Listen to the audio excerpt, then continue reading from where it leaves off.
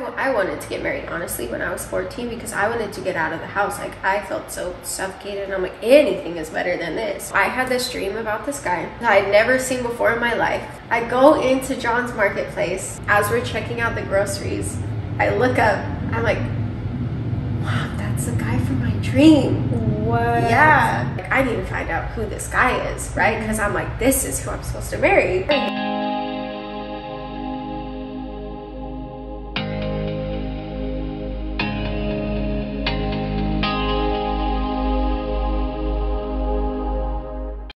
It's me again. Hey guys, welcome back to Priscilla's channel. If you were just on my channel for part 1, this is part 2, where Priscilla's basically gonna dive into what was the reason why she left the order. So stay tuned for There were that. lots of them. Also, you're gonna be having a lot more videos on your channel, right? Yes, definitely. I'm gonna start filming pretty frequently. She's gonna hold me accountable, so Yes, we're gonna get a whiteboard. You said this on my channel, but you should say it on your channel too. What kind of content you guys should be expected to see? You were saying since you live out in Vegas, you want more like what, vlogs? Yeah, we go to a bunch of like really cool places, and I feel like I want to even just document them for myself because I like. And a lot of people, so cool. Yeah, a lot of people don't know about all the. Ever since I came out here too and was starting to hang out with you, there's all these hidden gems around Vegas that I never knew about. But mostly locals know. And you've been out here since literally 8 years? 7 years, yeah. So she's got all the tea on all the best places out here. I remember I was always like, oh, I'll be back soon. 3 years later. I was hey guys, I told you I'd be back soon. I read this comment on your channel and she was like, I'm really hoping for that comeback for Priscilla, and I read it was like a 2-year ago comment. Better late than never. So anyways, I guess we'll let you guys get into part 2 of Priscilla's story. I was like, oh, I'm gonna marry this guy. I told my mom, I was like, I know I'm supposed to marry him. And my mom was so happy because I think that like all her life she's just like, well, I already lost Priscilla. Like, I already know she's gonna leave. She's never gonna live polygamy. She's never gonna marry anybody here. Like, she's just like the problem child, right? So when she heard that, she was so excited, and like even her husband was super excited. And they're like, okay, well, we just have to wait and see if he gets direction. So I was like, oh, he will. And I talked to my aunt because she was friends with his one of his mom's sister wives, who, I mean, they're actual sisters, but like and I was like asking about him, and so she told him about me. So at the dances he would start, like, he thought my older sister was me, so he like started asking her to dance, and then he asked me because like obviously I'm 14, I'm a child, like he's 19, like that's a child, right?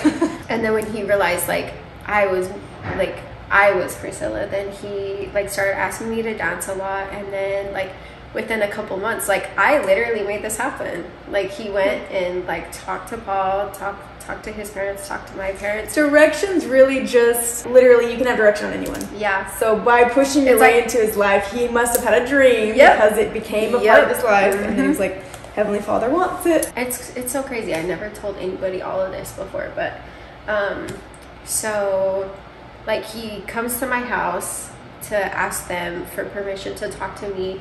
My mom's husband comes down to my room, and he's like, I think it would be okay if you said yes. Like, yeah, if he asks you to marry him, you could say yes. That's so I was like, oh, okay. A lot easier than what I had to go through. But I think just because they knew that you were gonna leave if you didn't get married there. Yeah, I think that they were just so surprised. They're like, what? Like, she did it. She's gonna be a good person. We'll see. Anyway, he like takes me to a park. Or no, what? Like, did he take you to dinner? First? Don't they usually take them to dinner? He didn't take me to dinner. I think that he like, I don't even know. Like, he was so shy and like so awkward, honestly. But he takes me to this park. We're like walking along. We get on this bridge, and he like kneels down and asks me to marry him. I'm like, yeah. And he's like, wait, really? Was anyone around? No. It was like the middle. Did he have a ring? It was dark. No. And he was like, oh. And then he's like, what do we do now? I'm like, I don't know. So, like, and I remember my mom's husband was specifically like, you're not going to be engaged yet, so you can't hold hands, you can't whatever. So, like, he's like, oh, okay. And then he gives me, like, this little hug. And, like, then we just walked back to the car. We had to be home by a certain time, and we wasted, 20 minutes? So he's like, well, what do you want to do now? We literally, like, went to his aunt's house, like, got a couple dollars, and then we went and got ice cream. Oh my gosh. And I remember he drove a stick shift, so he was like trying to like have the ice cream as he's driving. You're like, is this what it's like to be in love? I was only 14, and like they don't really want you to get married until you're like 16, right? Because all the problems, and they were like, oh, if anybody legally if anybody in the outside like finds out, then they'll get in trouble, basically. Yeah. And usually they do, because with the girl that married the one that your sister was supposed to marry, she was betrothed because she was so young. So it's like a long engagement. Yeah. Were they offering that to you, like a betrothal? So I went to him, and he was just like, and he's like thinking about it, whatever. And he was like, I think that, you're only 14. Like, I think I was about to turn 15. He's like, you're only 14. I think that we should revisit this when you're 15 and a half and go from there, basically. And he's like, just put it up on the shelf and we'll revisit. And I'm like, okay, I want to be married right now. And that's like forever away. I remember she freaking got engaged, and she had just turned 15 too. And my grandma told me, I was like, that's not fair. It's because that's her dad. Like, she only has to go through one person. That's not fair. And I was so upset about it. And she's like, oh, like, everything in the Lord's time. Yeah. And that's what I did want to mention too, is the younger marriages do happen. Even while I was there, I watched it happen to where it was illegal. That's how young the girl was. And then they would have like the order ceremony, and then the girl would be pregnant by the time they would have their legal wedding. Yeah. So it did happen, which is why I'm kind of shocked that you were not allowed to get engaged or betrothed at that young. But maybe because your dad wasn't Paul, or it was like they had other plans. Maybe Paul had another plan for you. He wanted me to marry somebody else because I went back again when I was 15 and a half, I remember, and he was like, maybe we should pray about it some more. Paul said that? Yeah. And he would just like constantly, every time I would have a meeting, like, oh, we should pray about it some more. We should pray about it some more. See, that's what it is. Because he was not Kingston. The man you wanted was not Kingston. And I remember Paul, like, he would always say things to me like, oh, like, you're destined for great things. Like, you're going to be so, like, just like always like saying all these good things about me. I'm like, why? Like, why me specifically? Making you like feel special. Yeah.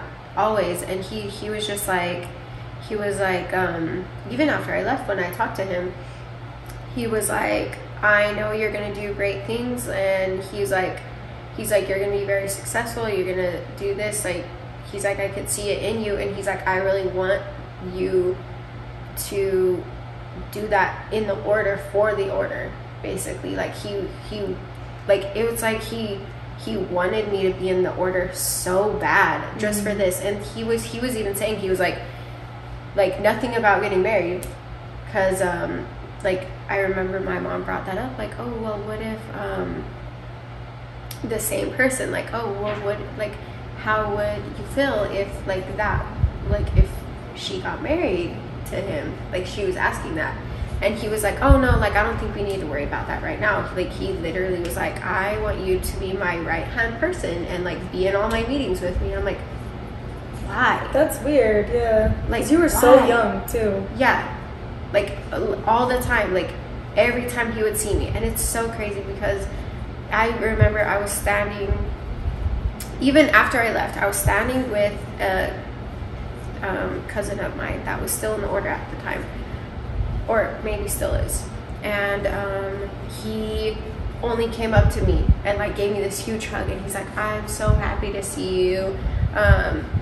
Like, I hope you're doing so well. Like, I know you're gonna do amazing things. You're gonna be amazing, whatever. And then he just looked at my cousin and then walked away. I was like, well, like, why? Like, what do you want from me? Yeah, this is what so do you confusing. want? Like, but I kind of am seeing a little bit of a similarity to what Allison had told me about her relationship with Paul. Yeah. And I think because your dad had passed away, and maybe he thought that if he played this weird father role, because he did that for Allison. So Allison didn't really plan on leaving. She had a really close relationship with Paul. Yeah. So maybe that's like his way of enticing the younger women to feel so special and important that why would they want to leave?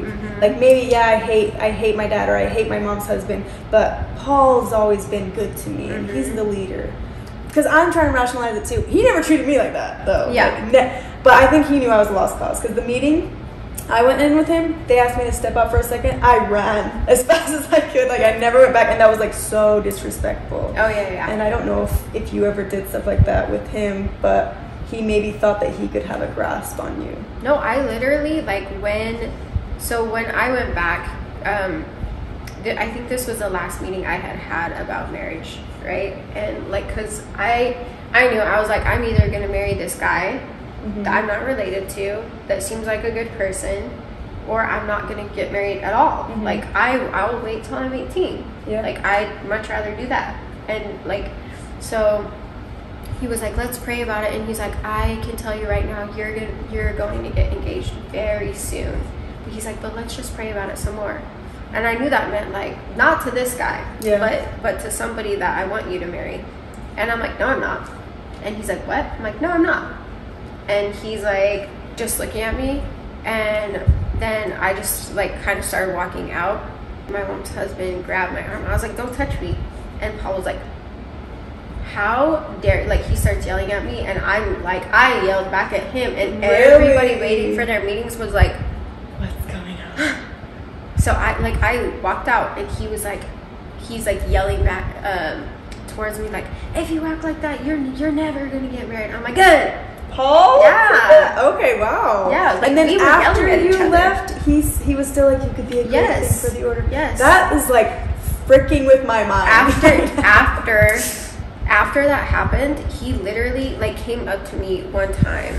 I don't remember if it was at church or whatever it was, and he was like, I've been missing you saying hi to me at church, and he's like, I need you to make sure that you come say hi to me every time. So I would, like, have to stand in that line and go, and it's like a long line at church. So weird, because it was like his own kids would go up there, and he'd be like, oh, hi.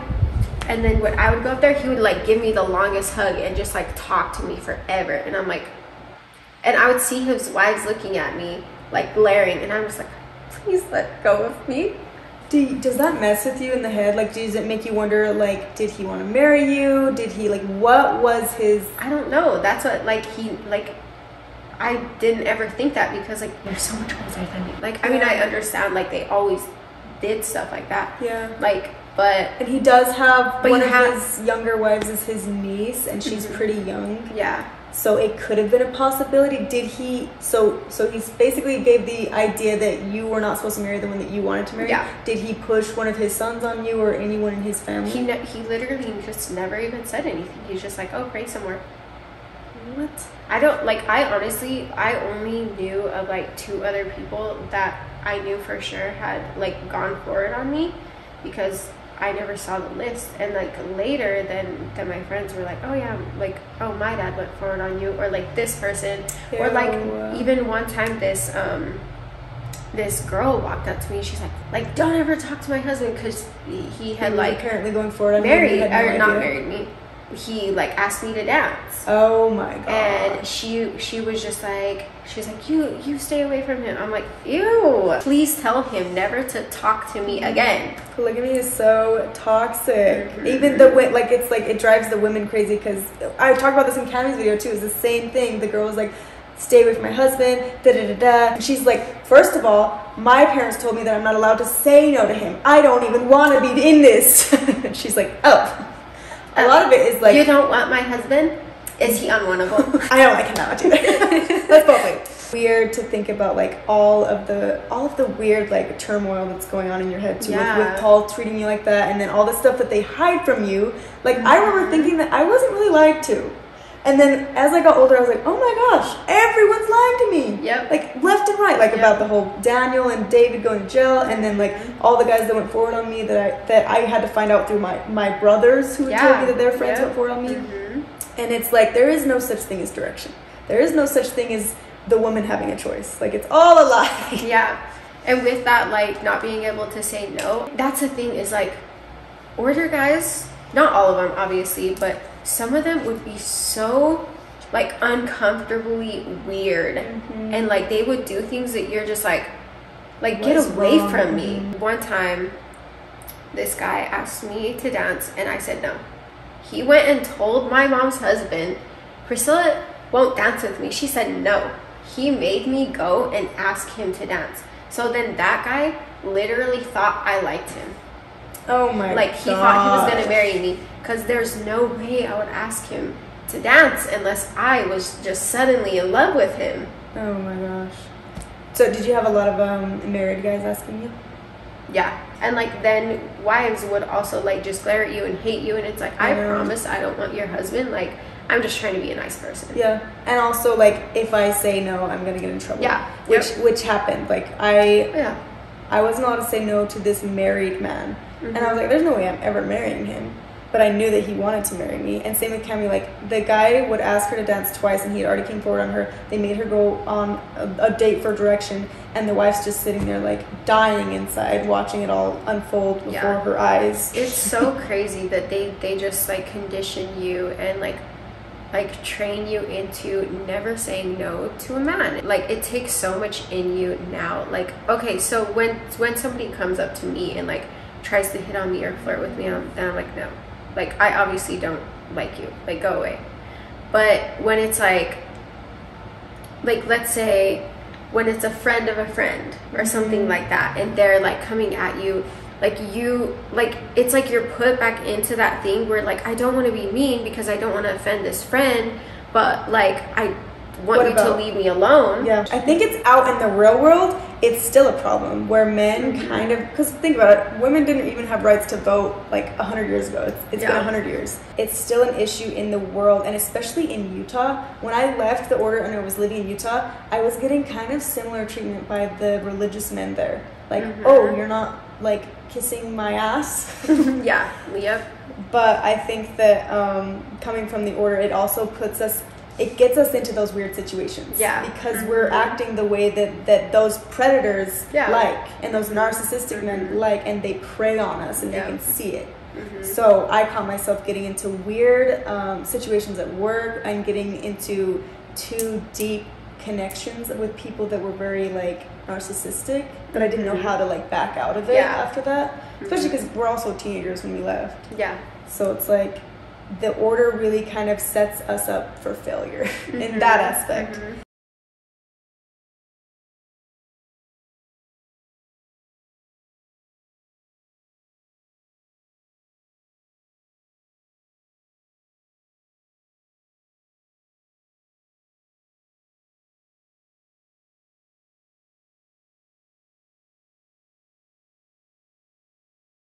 What was the breaking point that made them, because if you guys watch the show, you talk about how some guy was with like a van, like threw you in the van and then took you to Lifeline. You had no idea what was going on. What happened right before that caused them to think that you deserved that? Was it because of the fight with Paul? No, actually, this was later. So okay, the fight with Paul was when I was like 15, right? When I was, what was it? I can't remember if it was 16 or 17. I was supposed to marry they wanted me to marry somebody else, and I was kind of going along with it, because like at first I thought it was kind of a joke. Like my cousin brought it up to me. So what happened is, and he's more Kingston too, right? Yeah. Okay. So that makes sense. Yeah, his last name is Kingston. I do remember briefly thinking that you were engaged to him right before you, because I had left at this point, but I had been hearing things. So you were engaged to him. So why? I don't get why they sent you to Lifeline. So after this, again, like, we have our whole thing scheduled. I'm wearing this fake ring, and we'll have an episode or another video where I talk more about my engagement, because that's such a long story. It's like 30 minutes by itself. So yeah, so we'll get to that, right? And people are coming up to me like, oh, are you engaged? Really? And I'm like, soon. And they're like, oh, okay. And like, people would just come up to me because obviously, like, I'm wearing this freaking ring. That's how a lot of people find out too. My best friend, I didn't even know she's engaged, so she showed up to work with the ring on the next day. I was like, technically engaged then? No, not yet. So I show up to Bountiful, right? The meeting is super close. Yeah. It's like in an hour, and I run into your sister Rachel. And she starts asking me, like, I don't even remember what we were talking about, but like, I told her, like, yeah, I'm about to get engaged. She's like, what? And she's like, do you want to marry him? And I'm like, no. And she's like, then don't. And I'm like, okay. And that's what's crazy is it's kind of, I didn't realize this, but it's rare to hear someone say, you don't have to marry him if you're not in love. Yes. Like, we just had to do what everybody said. And like, as soon as somebody else, not ourselves, somebody else gave us permission to not obey them and not do what they say, it's like, oh, why didn't I think of that? But it's also validation, I think, yes, too. that is being validated with your feelings, because you may be feeling these things and thinking all this, like, oh, I shouldn't be feeling that, but then you hear someone else who you care about say, don't do it, like, I care about you, then you're like, you're right. You're right, I'm not going to do it. And as I was talking to her about it, he comes up to me and he was like, hey, it's time for our meeting. And I'm like, okay. And then he's just standing there. Did Rachel know? Was she like, what's going on? No, she knew. She knew. And because I was literally just talking to her about that. And so he's just standing there waiting. I didn't know if she knew it was him, though. So you did tell her it was him. Yeah, so she's just like, oh, hi. And he's like, so should we go to the meeting now? And I was like, I'm not going to the meeting. He's like, oh, okay. And he, like, because it's like, he knew. Yeah. I told him. I was like, I don't want to marry you. And why are you pushing I'm not going to marry you. And like, yeah, all of our family is expecting this, but like, I told you. Like, it's not my responsibility to tell everybody. You're the one that freaking told everybody that you wanted to marry me and that you were going to marry me. Everybody came to me like, oh, I'm so excited about this. I'm like, and like, where was my choice in that? Why was it all about you and not me? Like, it's like, here's your ring back. I'll see you at the next family reunion. Yeah. With your cousins. So you skipped out on that, and I'm sure that's like super disrespectful because they had that time out for you. That's the thing is, I was like, okay, whatever. Like, I'm gonna go because I didn't want to be sitting in the same spot just in case he went. And my parents are like, where is she? You know. So I go and I'm like playing volleyball across the, like, at the park, right?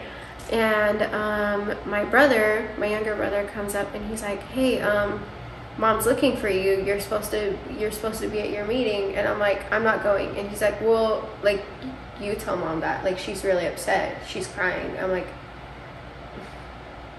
okay. So I go over there. My mom and her husband were like, you can't do this, how dare you, like imagine what it's gonna do to grandma, to his mom, to us. Like, it's gonna, like, all these people were just planning on this. We were so excited, we were so happy. Like, you can't do this to us. And I'm like, I don't want to get married. And she's like, you can't do this to him. Like, imagine how bad he feels. And she's like, he was crying. And I'm like, Mom, I already told him before he proposed to me that I didn't want to marry him. And she's like, well, you said yes, and now I'm saying no. And she's like, and what were you doing? Who were you with? What boy do you like? She's like, who are you interested in instead? I'm like, I'm not. And she's like, I know you were playing volleyball. Who were you playing with? Give me all the boys, like, all these things. I'm like, I just don't want to marry my cousin, okay? And they're just both really upset. And then my mom's like, don't bother coming home. I'm like, okay. So I went, like, I literally couldn't even get my stuff. My grandma, because I had left my window unlocked. She drove me there. I climbed in my window, grabbed some of my stuff, and then, I was living with my grandma, like, 'cause she had, like, the basement that was separate, and, so your grandma was kind of on your side, kind of like the safe place for you. She was on my side, but then at the same time, like, she still wanted me to get married, just not to him. Yeah. So she's like, oh, what about this person? What about this person? Like, your parents really like them. Like, this would be really great. Like, and it was just so, like, and with my grandma, like, I was very, like, I got along with her really well, and she thought was like an angel. Like, she would always say, like, oh, you're so close to the Lord. Like, I can tell, like anytime I ask you a question, you know exactly, like, because I don't know, like, it's like, no, grandma, I would just listen to you talk about it. And I knew how you feel about it, so that's how I would respond. So after this all happened and I was staying with my grandma, I was working for Jacob's business, WRE, right? Yeah.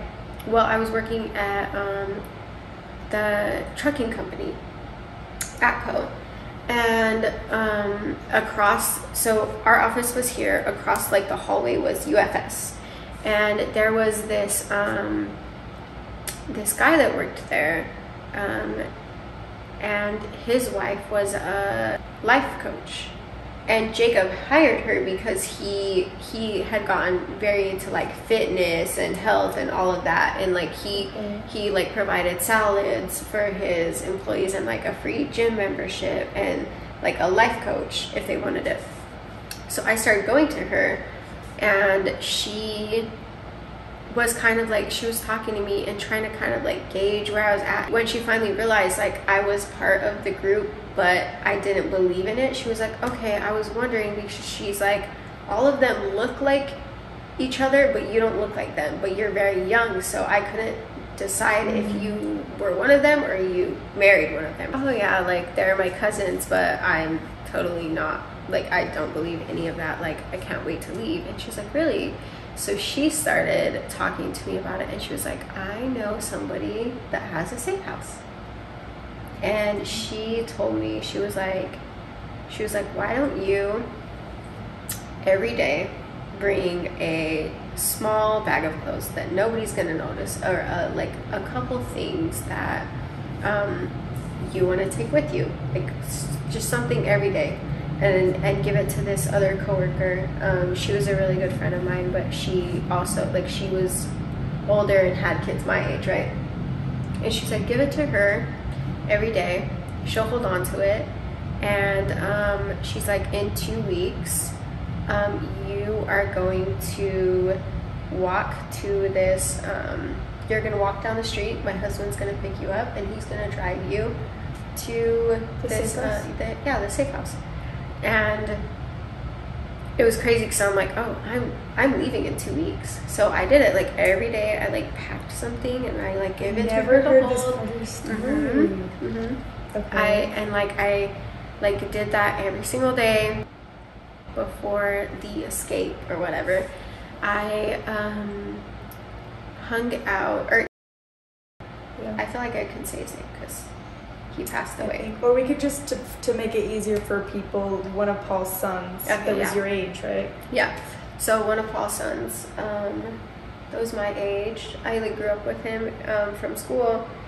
We were good friends at the time, and he, like, reached out to me. He was like, hey, do you want to go to another one of our cousins' houses? Which, like, it was a good friend. She had just gotten married, and then her sister and the guy that her sister wanted to marry, but they were, like, sneaking out, right? So he's like, we're all gonna go to this, like, couple's house and, like, just hang out, right? Was it, like, a sneak out? Cool. Yeah, like, we would, like, sneak. It's always Paul's kids that are sneaking the most. So we were supposed to, like, sneak out, which, I mean, I didn't really have to. I literally had, like, my own apartment under my grandma's house, and, like, if I would have told her, hey, I'm going out, then she probably would have said okay. Yeah, especially with Paul's family. Yeah, because I feel like she trusted me a lot more than my mom, because I feel the need to lie to her Yeah. ever. But I just didn't want to deal with it. So I went and I didn't say anything to her. And we're driving, and I'm like, oh, I thought like this person moved over here, like she lives over here. And he's like, oh yeah, like I guess we're just going to my friend's house, right? So we pull up to this house. There's like a bunch of guys on the front lawn smoking, and I'm like, hopefully it's across the street that we're going. Nope, we're going here. He was like, oh, like let's have some alcohol. Do you want a cigarette? Like trying to offer me all this stuff. And I remember I actually did try vodka, and I'm like rubbing alcohol. Yeah, and that was the only, like, I had a sip of that, and I was like, no, definitely not ever. I'm never drinking alcohol again, right? Wow. But he gets drunk and tells me like, oh yeah, I invited you here because I love you, and I had to get drunk to say it. And I was just like, you're my cousin. This is when I would like stood up for myself more, like a little after the last thing. I'm like, I'm not getting into this again. Yeah. Right?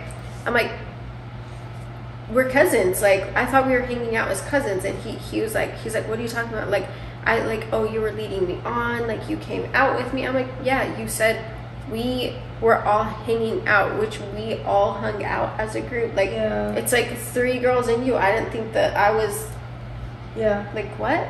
Weird. So anyway, he gets really upset, and he tells every single guy at that party my address and my phone number. Oh my gosh. Yeah.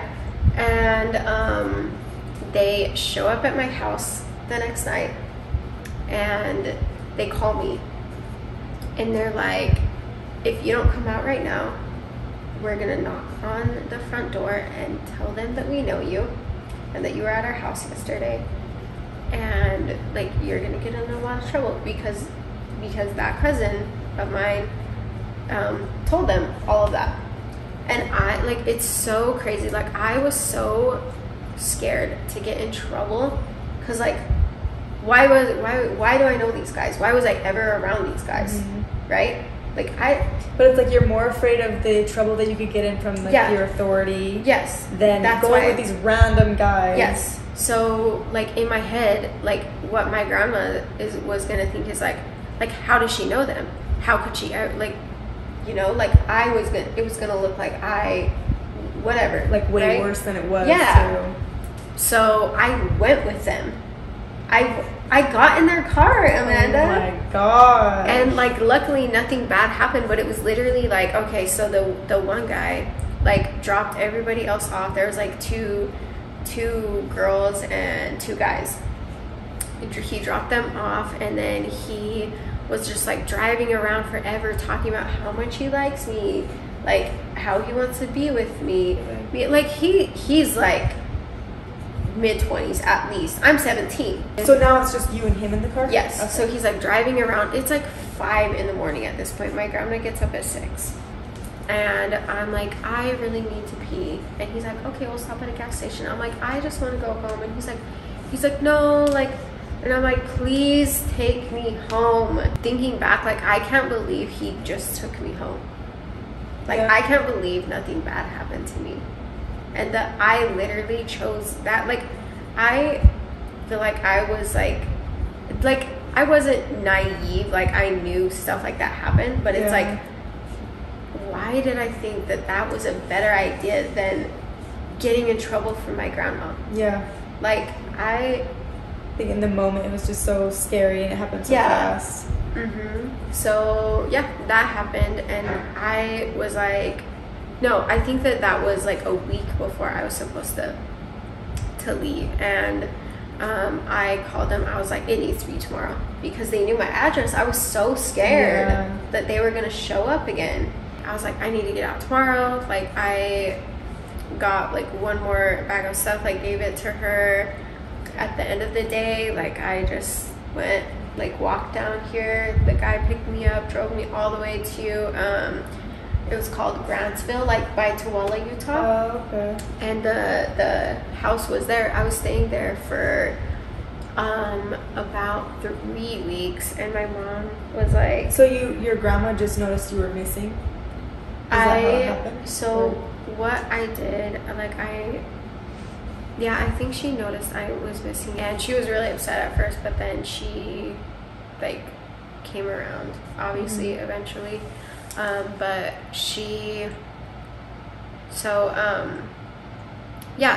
that's why they sent me to Lifeline, because one, like, I think that as soon as I said no to marrying my cousin, right, and like the months following, the months following is when our other cousin was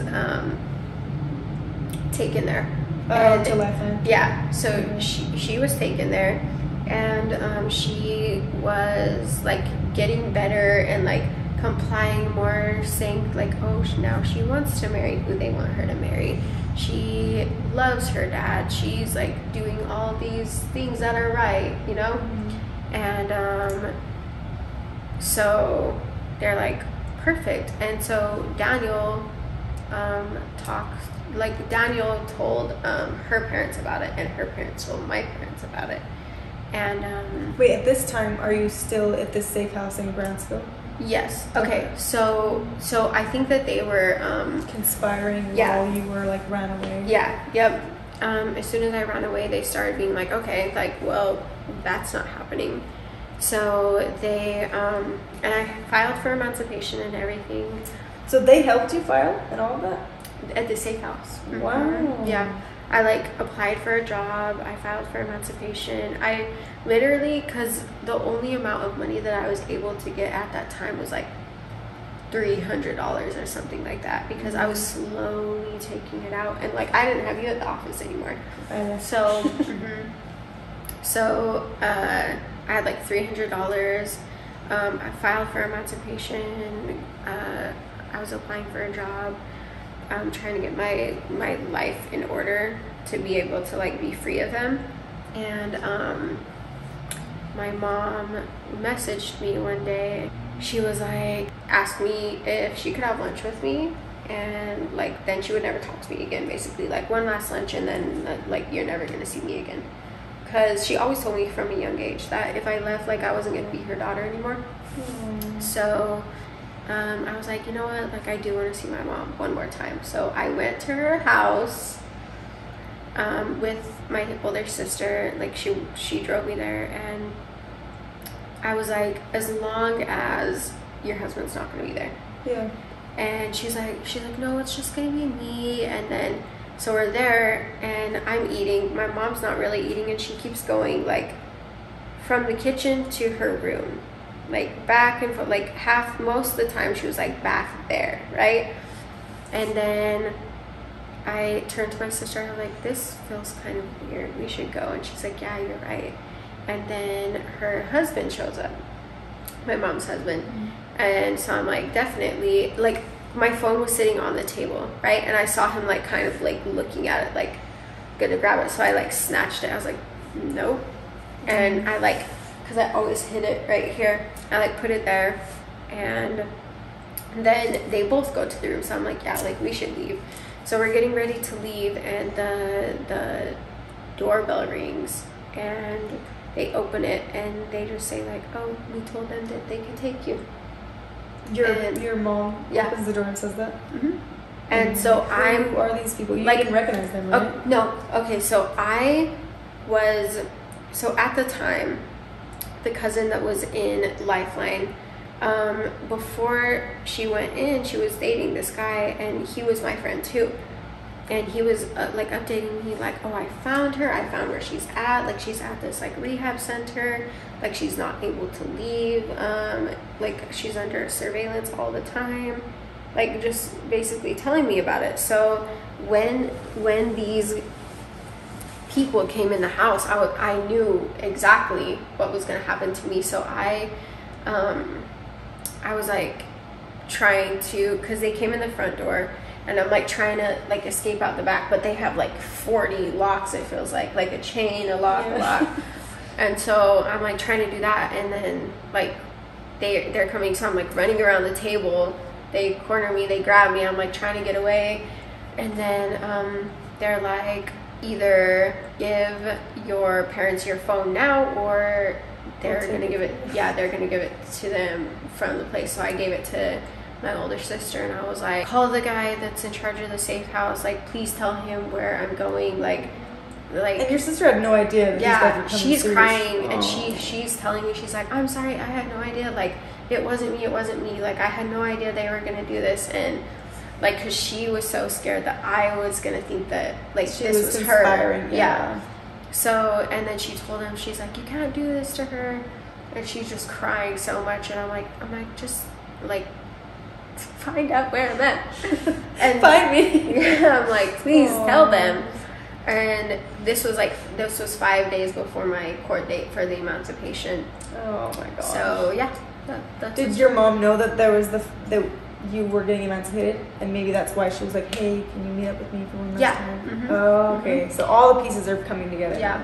That makes so much sense. Mm-hmm. And I remember like because where I was staying, the safe house was like an hour and a half away from her house. So she was constantly like asking for an update, like, do you know when you're going to be here, like around which time, so I can have the food ready.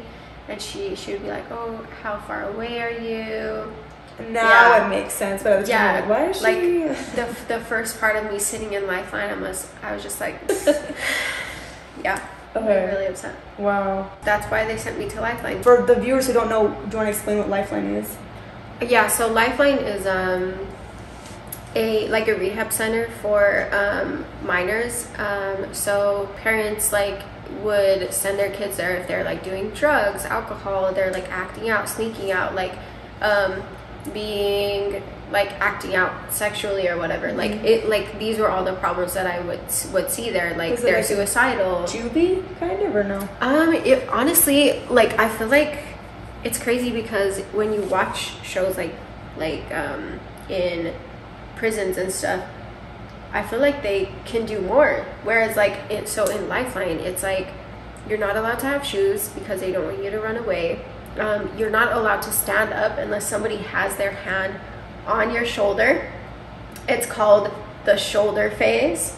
And if you try to run away, now you have to have somebody on this shoulder and somebody on this shoulder before you stand up. Wow. And it's like you have to earn your way to, now nobody has to put their hand on your shoulder, you just get to stand up freely. So it feels it's like freedom. Yeah, you so it was boys and girls. Like you weren't allowed, if you were a girl, you weren't allowed to look at a boy at all. Wow. And if you accidentally did, then you would have to like do this, like say sorry, like, oh, I clicked means like clicking, I don't know, like they use that as a phrase, like locking eyes with somebody, that's like clicking. Or like accidentally, like if a boy said something and then you like replied, then you have to be like, oh, I'm sorry, so sorry, I clicked.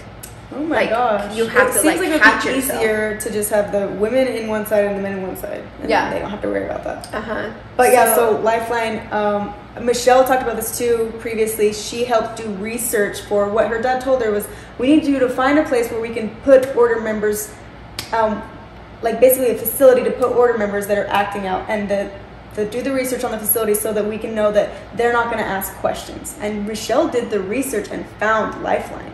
But I've heard even was sent there, but she said that because of you getting sent there and you telling them everything, it made it easier for other members that were sent there. Yeah. But your mom sent you to Lifeline for acting out, or what? Yeah, so actually, I know that one of Daniel's daughters went there first, because she actually did have, like, there were things going on, like, obviously caused by Daniel. Yeah. But it was still, like, I feel like it helped her, right?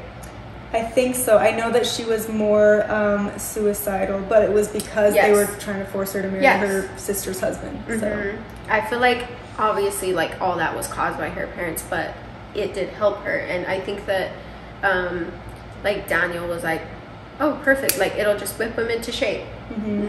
So like So they sent one of my cousins there, and she actually became like very close with her dad, which she wasn't before.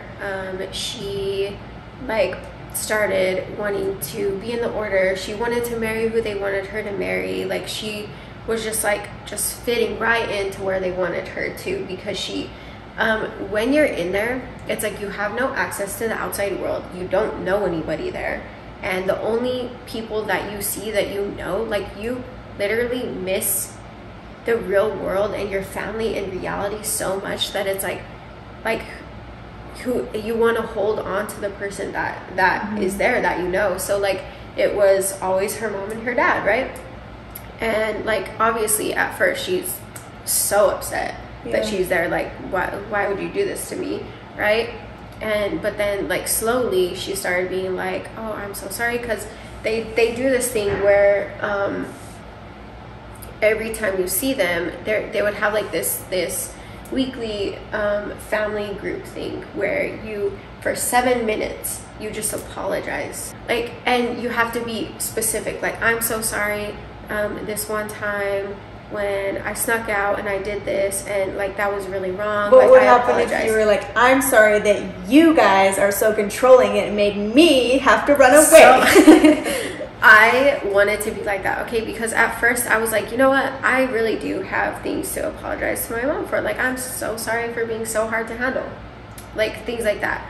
But then when it was my mom's husband's turn, I'd be like, I'm so sorry that I hate you so much. I'm sorry for nothing, because I would like I had so much anger for him at that time. But literally one of the other kids in it, because like you know how like some of them would have their shoulders, like they're the ones that are more trusted.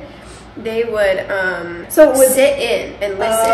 And if you talked about anything other than you apologizing, if you tried to be like, sorry I did this, but if you wouldn't have, then they're like, no, and they would like cut it off. Okay, that's enough, like say goodnight, and then you would like get set back and you would have to be there longer.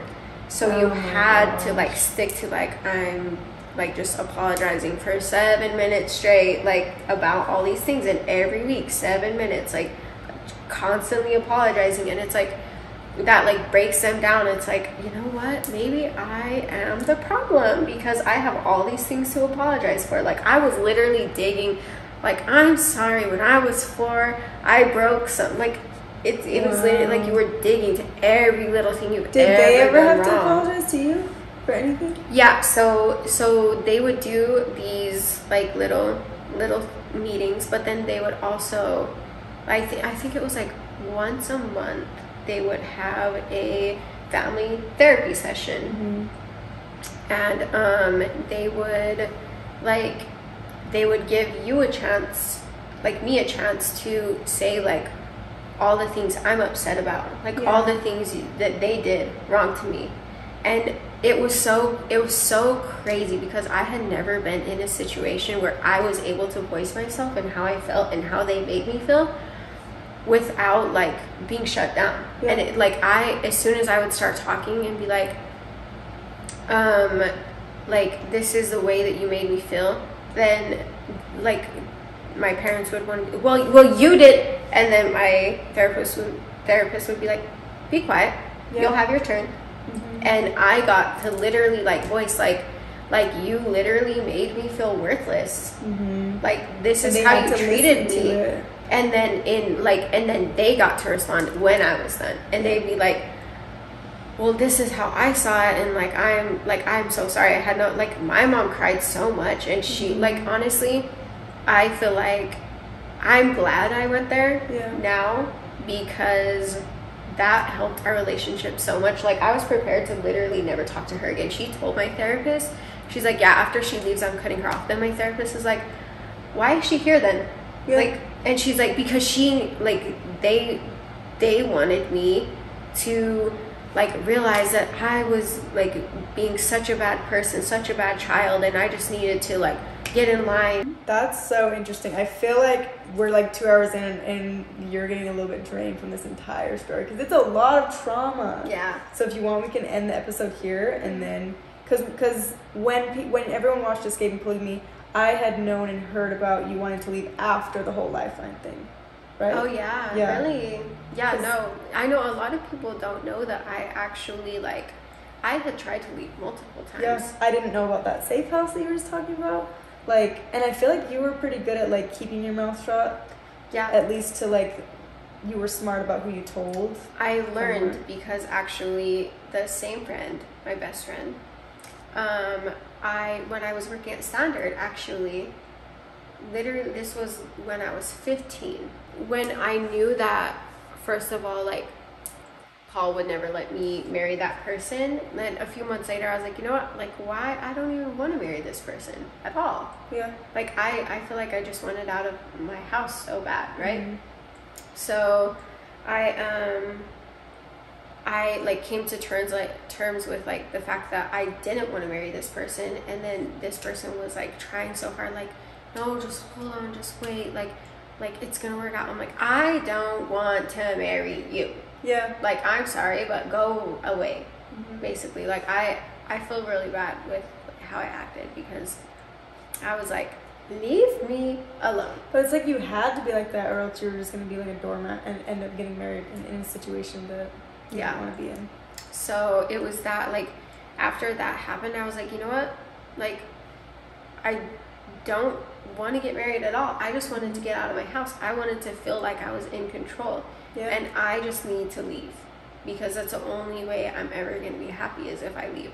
So I actually, like, was talking to, and another polygamous group. Yes, yeah. This girl was talking to me about, like, she's like, your group is just so crazy, like. But to us, it's normal. We're like, really? Like, her group is polygamous, but she was just like, you guys are just so, like, what are you doing? Mm-hmm. She started talking to me, and I was telling her, like, things that were going on, basically. And there was this guy at Standard that had asked her, he asked her, can I pray for you? And at the time, like, her boyfriend, she was pregnant. Her boyfriend was in jail, and so she was going through a lot. So she's like, oh my gosh, that would be so amazing if you would pray for me, right? In his mind, do you mind if I pray to the Lord to see if you need to marry me? Oh, that is what he was meaning. And so he went forward on her, and she was like, I am pregnant with my boyfriend's child. And she's like, what, in what world?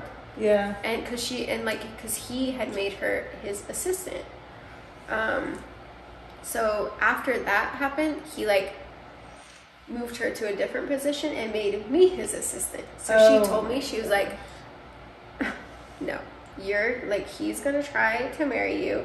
We need to get you out. I went to lunch with her to go and, like, fill out these emancipation papers and, like, talk about, like, what was gonna happen. They're like, we'll let you stay with us for a while, and then you can figure it out from there. Mm-hmm.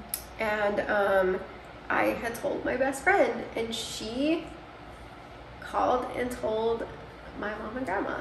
And they showed up at their house. Like, so they dropped me back off at Standard, because I wasn't going to leave that day. Like, I was just filling out the papers. And your best friend was, I've talked about this in Gerald's episode, there's the whole, like, tattletelling to save your friend. Yeah. So it's not like she was trying to hurt you, but she was like, I know that you're going down the wrong path, and I need to tattle on you. Yeah. Yeah. So then ultimately it was all her fault. Mm-hmm. So anyway, like, so I get back to Standard, and my mom and grandma show up at their house and threaten them, like, if you ever talk to her again, we're gonna turn you into the police for kidnapping. Like, you had no right to take her from work today. All this stuff, like, threatening them about everything. And so they just never talked to me again. And, like, I was stuck, and I was like, darn it. So I just learned to never say anything until you're gone again. Yeah, like, because it could ruin everything. So we got to the point of Lifeline. I think my phone's gonna die too, so maybe we should end the episode here, and then you can go. We'll film another one where it's like what happened after Lifeline, what happened, and that's kind of what everyone has seen. I guess I said we were going to talk a little bit about escaping polygamy. We kind of did, but I feel like that's a whole nother episode. Yeah. On its own. And we've been filming for 2 hours. Yeah. Maybe a little break. But anyways, I guess this is your channel now, so if you want to close it out.